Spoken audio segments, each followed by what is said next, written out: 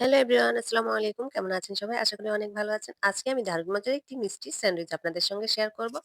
এই মিষ্টি স্যান্ডউইচটা তৈরি করে বাচ্চাদের টিফিনে কিংবা সকাল সন্ধ্যায় বাচ্চাদেরকে দিতে পারেন। এতে বাচ্চারা খুবই পছন্দ করবে আর খুবই মজা করে খাবে। মজার এই মিষ্টি স্যান্ডউইচটা তৈরি করার জন্য চুলায় একটা পাই প্যানে আমি 1/2 কেজি দুধ ভালোভাবে জাল করে রেখেছি। এরপর দিয়ে দিচ্ছি ৩ টেবিল চামচ গুঁড়া দুধ। গুঁড়া দুধটা দিয়ে ভালোভাবে দুধের সঙ্গে মিশিয়ে নিব। মিশানো হয়ে গেলে দিয়ে দিচ্ছি ৩ টেবিল চামচ চিনি। এখানে আমি ৩ টেবিল চামচ চিনি ব্যবহার করছি। যে যেমন মিষ্টি খেতে পছন্দ করেন সেই অনুযায়ী মিষ্টিটা এড করবেন। এরপর ভালোভাবে জাল করে চিনিটাকে গলিয়ে নিব। দিয়ে দিচ্ছি স্বাদ অনুযায়ী লবণ।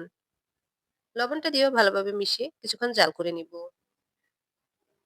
এরপর দিয়ে দিচ্ছি কাস্টার্ড পাউডার। এখানে আমি 1/2 কাপ দুধের সঙ্গে ২ চামচ কাস্টার্ড পাউডার ভালোভাবে গুলিয়ে নিয়েছি। এবার দুধের সঙ্গে দিয়ে অনবরত নেড়ে নিব। অনবরত নেড়ে খুব সুন্দর একটা ক্রিম তৈরি করে নিব। অনবরত নাড়লে এই ক্রিমটা দলা পেকে যাবে, ক্রিমটা সুন্দর হবে না। কিছুক্ষণ জাল করার পর ক্রিমটা এমন হবে। এ পর্যায়ে আমি ক্রিমটাকে নামিয়ে নিব। এর থেকে আর বেশি ঘন করব না। এর থেকে বেশি ঘন করলে খেতে ভালো লাগবে না। এরপর নামিয়ে নিচ্ছি। এখানে আমি ৬ পিস পাউরুটি নিয়েছি। পাউরুটিটা আমি একটু এভাবে তেস্তা করে মাঝ বরাবর কেটে নিব। এভাবে আমি সবগুলো রুটি কেটে নিচ্ছি। রুটিগুলো কাটা হয়ে গেছে। চুলায় একটা পাই প্যানের মধ্যে আমি ১ টুকরো বাটার দিয়ে দিয়েছি। বাটারটাকে গলিয়ে নিব।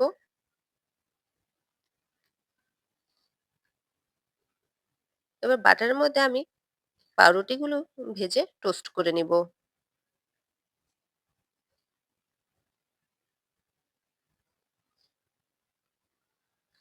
পাউরুটির এক পাশ হয়ে গেলে অপর পাশও উল্টিয়ে দিব। এভাবে আমি পাউরুটিগুলো ভালোভাবে ভেজে টোস্ট করে নিয়ে তুলে নিচ্ছি।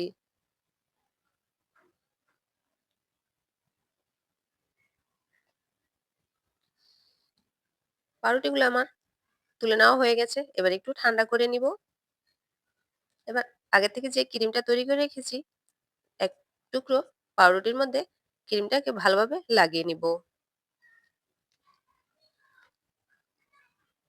ভালোভাবে লাগানো হলে এর উপরে আমি আরেক টুকরো পাউরুটি দিয়ে দিব।